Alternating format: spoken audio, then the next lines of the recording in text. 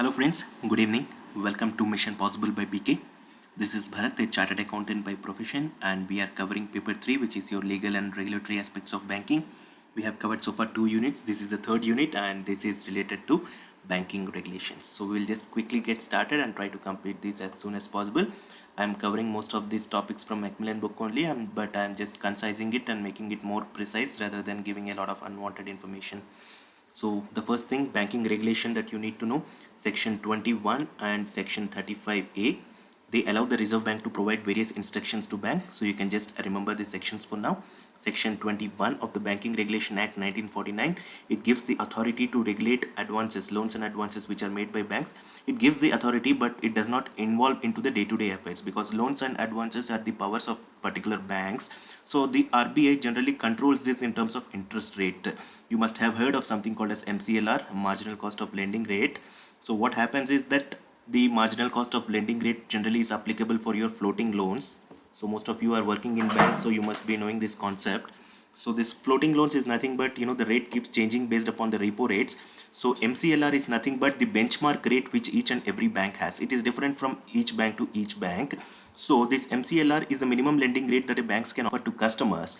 So in general, you can just remember that RBI actually fixes the minimum and the maximum cap, and in between this the banks can play their role. They don't need to take approval from RBI to act or change the interest rates in between this maximum or minimum cap. That's why this MCLR concept came. MCLR is directly linked to your repo. If your repo rate increases, the banks also increase your MCLR rate, and then obviously your EMI gets higher, and then the vice versa. If the repo rate comes down, the bank offers you a lesser EMI. You can either reduce your tenure or you can reduce your EMI. It's totally up to you. So that is the benefit of your floating related interest loans, which is directly linked to your MCLR. So this is generally with relates to advances or loans given by bank. So the RBI controls it but does not involve into the day-to-day affairs. So that is what you need to know. So 35A of the Banking Reform Act 1949 gives RBI the authority to provide instructions to bank and take actions, and also it can prohibit any banking affairs if it feels that it is restrictive to the banking company's own interests. So this power is under section 35A of the Banking Regulation Act. So coming to section 36 of the Banking Regulation Act, the RBI has the authority to caution or prohibit any banking company in relation to any transaction or any series of activities if it feels that it is harmful to the entire economy or to the banking interests. So here you just need to know that RBI has got wider powers. It can stop or it can prohibit the banks from doing something if it feels that it is not in the interests of the general welfare of the bank or else the entire economy. So next, coming to acceptance of deposits. So bank deposit acceptance, similarly here what have is, the RBI has the power to regulate the deposits, but at the same time it does not involve into the day-to-day affairs. It doesn't control like this much deposits you have to do, this much you need not do. So only the Banking Regulation Act doesn't make, if you can see, it doesn't make any particular rules for banking deposit acceptance, but however it gives directives. So that is general directives. It is not related to particular bank. It is a general directives and the bankers have to follow, but in general this is more of a banker's power. Each and individual have the power to collect as many deposits as it want. Okay, and unclaimed deposit returns under section 26, the bankers, each and every bank have to file an annual return on their unclaimed deposits, and it should be filed within 30 days from the end of the calendar year. And all the deposits that have been not operated for 10 years, in case of fixed deposit, the 10-year begins when the deposit period expires. So this is something which you need to remember. So nothing but the bankers have to file a return to the RBI after 30 days of the each calendar year with regards to unclaimed deposit. That means people would have deposited, but sometimes what happens is due to some or the other reasons they will not collect the money back. So in such cases the bankers need to inform it to the RBI if it is more than 10 years, and also it needs to inform on a yearly basis after the 30 days period is over from the end of calendar year. Nomination is nothing but the amount which you have in the money after your death, whom does it belong to. So that is what is your nomination relates to. So whatever it is a deposit or it is a savings account, generally the nomination form is all filled by the bankers at the time of KYC itself, and the general rule is that only the nominee will get the money after the death of the depositor. So that is the general rule, and unless the nomination is varied or rescinded, the nominee is entitled to all of the depositors. That means unless and until the nomination has been changed or it has been modified, in general whoever is the nominee, he will get the entire rights to the depositor's amount. And in case of underage nominees, there is an option to select someone else also to accept the deposit, just like a guardian. Articles in safe custody with the bank. this is nothing but your locker facility. So this is regulated under section 45ZC and 45ZC. They stipulate that anyone who places article in safe custody or safety lockers with a financial firm may name any one person as a candidate to receive the article in the case of person's death. So this is something which is more important here. Just like a nomination, even for lockers you can nominate people, and the nominee will receive the particular, whatever is the articles which are stored in the lockers, the nominee will get the custody of it. So this is what is related to. And in case of banking companies and cooperative banks, rules 3 and 4 of the banking companies nomination rules deal with the form and process applicable to articles in safe custody and safety lockers. Okay, this is something which you need to remember. We will just now move to regulation loans, advances and interest rates. Under section 21 of the Banking Regulation Act, RBI has the authority to issue directives to banking companies to manage advances. It has the authority, but it doesn't involve in the day-to-day affairs. In exercising the authorities conferred by 21, RBI issues directions from time to time controlling the lending operations of banking companies. In addition, the general powers to issue directions under section 35A also can be used to regulate the loans and advances. It can just issue directions, but it doesn't control, that this much only you can do or this much you cannot do. So it depends upon the banker's ability or the banker's capacity to do how much loans and advances he want. Loans and advances restriction. Loans and advances subject to specific limits under section 20 of the Banking Regulation Act. It actually depends upon the capital of the particular bank, but as such there is no fixed amount of restriction. Restrictions on debt remittance power. Under section 20A of the Banking Regulation Act, the banking corporation must obtain prior authorization from the RBI before remitting any debt according to its instructions. So this is just normal approval which has to be taken. And interest rates, under section 21 it is regulated. The RBI has the authority to regulate the interest rates, and we all know this. So interest rates are time to time decided by the RBI in terms of repo rate, reverse repo rate, and accordingly the bankers try to modify the interest rates based upon their MCLR or based upon their base rate, whichever is applicable to them. Now comes to money market regulations. RBI also plays a very important role in money market regulations, and this is controlled under section 45W of the RBI Act. So here, what is money market instruments? So this I have already explained to you in my earlier video. Money market instruments are nothing but a short-term debt instruments. All those debt instruments which generally have a validity period of less than 1 year are called as money market instruments. Okay, they are generally debt instruments, and the best example would be your treasury bill or your certificate of deposit or your commercial papers. So all these are called as money market instruments. Money market is nothing but, for example, treasury bill is there. I already told you the treasury bills are generally issued by the government, and the validity ranges in between 1 month or to 1 year. So in this, what happens is the government which issues the treasury bill will issue it at a discount. That means if the face value of the treasury bill is 100, they will issue it at 90, and while at the time of redemption 100 will be fully paid. So 10 rupees here is the income which the person who buys the treasury bill gets. So these are all short-term money market instruments. These generally, there are two types of markets. One is money market, another is capital market. Capital market is nothing but your long-term debt instruments and your equity, that is stock, shares, which you already know. Money market is nothing but there are some instruments like certificate of deposit, treasury bills, commercial papers. All these are called as money market instruments, and they are generally used for a shorter period of time, that is less than 1 year period of time. And the people who are dealing in this money market instruments are generally financial institutions or banks or even big firms. For example, if a company wants some short-term money, then it can issue some commercial paper, and banks and financial institutions generally subscribe to it, and it will be for a period of less than 1 year. And the benefit here is, they can either pay interest or they can even issue the commercial papers at a discount, and at the time of redemption the full value will be paid. It depends upon the terms of each and every money market instrument. But again, it is a broader market perspective. It is a wholesale kind of market. We generally, retailers, do not enter much into money market instruments because the amount involved is huge, and also it is not so easy to trade in money market instruments as it is easy to trade in shares, because a lot of brokers are involved in money market instruments. All the big banks or all the MNC banks like Citibank, HSBC, they do extensively money market instruments because they have a lot of money at their disposal. So they try to buy these money market instruments to make a quick gain. So that's why the revenue of these MNC banks are much higher compared to the normal banks. So this is all about money market instruments. The money market instruments can also be traded in electronic form, and also they can be traded in physical form. So the RBI and the SEBI both have the powers to regulate the money market instruments. So that is what is explained here under section 45W of the RBI Act. So this is all about your money market instruments. Next is reserve funds, creation of reserve fund.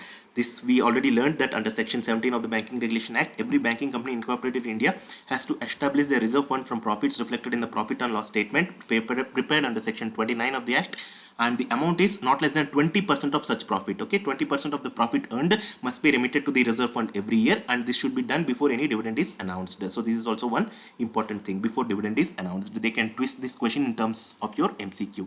And appropriation from the reserve fund, any appropriation of funds from the reserve fund or the share premium account must be notified to the RBI within 21 days. Appropriation means utilization of that reserve fund. In case of necessities, they can utilize that reserve fund, but that should be intimated to RBI within 21 days.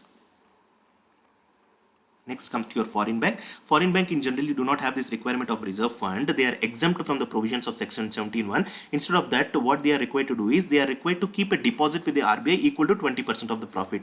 In the above case, the domestic banks, they have to transfer that amount to a reserve, whereas in case of foreign banks, they are required to keep that with the RBI in the form of a deposit. So that is the only difference between a foreign bank and normal bank in terms of reserve fund. Cash reserves. Under section 42 of the RBI Act, every scheduled bank is required to keep specific cash reserves under RBI. Section 18 of the Banking Regulation Act also mandates the holding of a cash reserve for non-scheduled banks. Scheduled bank is one that is listed in the RBI's second schedule. So this is important. Second schedule. All the banks which are listed in the second schedule are generally called as scheduled banks.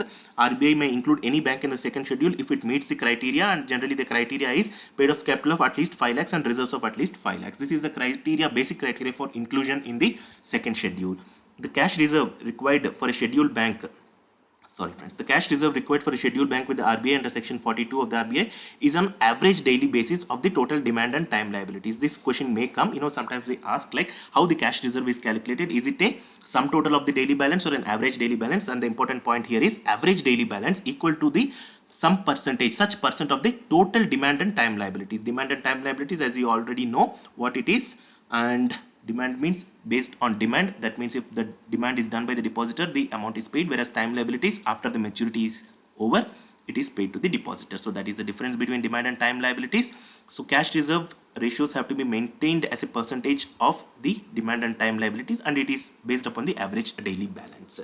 And interest under the RBI Act, here you friends, you just try to remember the section name also. Okay, it is not though very much relevant to the exam. Sometimes we never know what kind of questions come, but overall if you can just remember the broader sections, it is good for you also. But the concept here is the crux of what that section says, that is more important.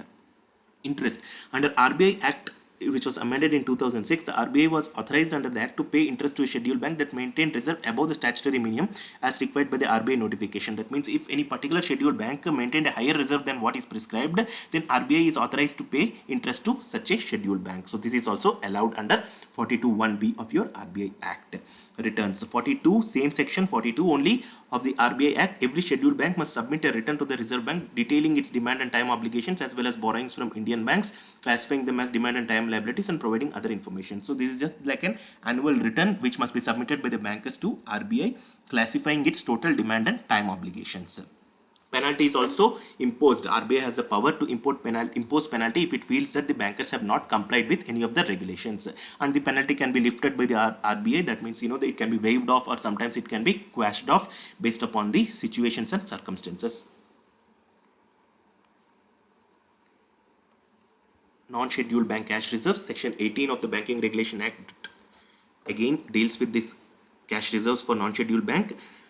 Banking companies that are not scheduled banks do not require to keep a cash reserve with the RBI. So this is something which you need to remember, right? Ombudsman for banking. We all know what ombudsman is. Banking ombudsman is nothing but a person or an institution which provides solution for the issues which are not generally sorted out by the banks. It is a quasi-judicial body. That means it has partial powers of a judicial body, and it is established with the goal of resolving customer complaints. All the complaints which are not resolved at the bank level or the head office of the bank are generally taken to ombudsman. If you visit the website of any bank, generally they have a link which relates to your ombudsman. That means if a person is not satisfied with the solution, or his solution is not at all given a priority by the bank, he can directly complain to the ombudsman and they will take care of it by giving a proper solution. And it is a quasi-judicial body, so they have half powers like a judicial body as well. And ombudsman program, it was introduced in 2006. Scheduled commercial banks, regional rural banks, scheduled primary cooperative banks, all are covered under the plan. So this is also something which you need to remember. Even though scheduled commercial banks, cooperative banks, regional rural banks have different sections, for example, cooperative banks, they have to comply with both RBI as well as the Cooperative Act, but still ombudsman is common for everyone can approach the ombudsman, and everyone have to maintain an ombudsman in order to resolve the customer complaints. In general, the ombudsman can help us in a variety of ways, and some of the common way is, these are some of the general complaints. You can just have a look at it, though not so relevant. I'll just go on one by one without explaining much into it, because this is just a normal subject and I don't think this requires any specific explanation.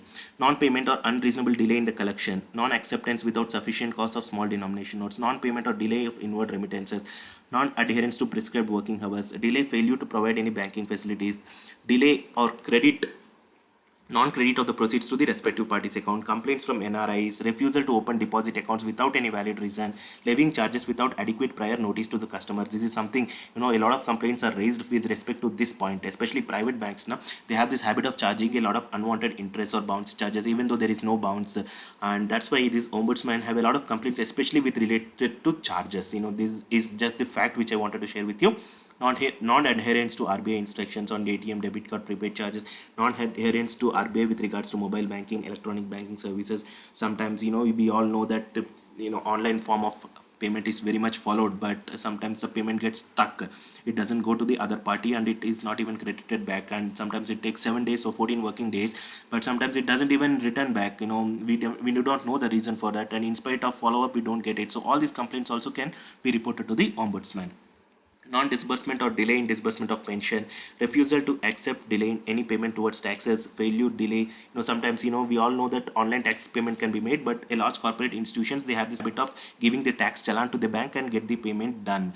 And in general, what happens is, if I give the tax challan, the tax payment is affected tomorrow, but sometimes it doesn't even get affected tomorrow. They take their own time. So these kind of complaints also can be registered with the ombudsman. Failure or delay with regards to any kind of service, forced closure of deposit accounts, refusal to close or delay in closing accounts, not following the fair practices code, non-observance of Reserve Bank guidelines, non-adherence to RBI guidelines, any other matter related to violation of RBI directives. This is basically the brief nature of the complaints which can be submitted to the ombudsman. This is not only the list, we can submit any other request also if you feel that the service of the bank is not proper. So this is all related to your banking regulations. So the most important thing which you need to remember here is about your money market instruments, which is regulated by RBI as well as SEBI. And other than that, you need to remember about the reserve fund, which is nothing but your 20% of the net profits after dividend. So that is something which is important. And apart from that, the ombudsman is 2006 it was implemented, and even cooperative banks and regional rural banks are covered under the ombudsman scheme. And apart from this, the cash reserve ratio has to be maintained, and it depends upon the average daily balance. So that is important, average daily balance of the demand and time liabilities. And other than this, reserve funds for domestic banks, it is 20% of profits, whereas for foreign banks, it is 20% of the profit should be deposited with the RBI instead of a reserve fund. So that is the only difference between a domestic and foreign bank reserve fund. Apart from this, we spoke about money market instruments. We will learn about money market instruments later, because there is a detailed chapter on it, and we will learn more about what is certificate of deposit, what is treasury bills, what is commercial papers, all this we will learn. But as of now, you should know that RBI has the power to regulate it.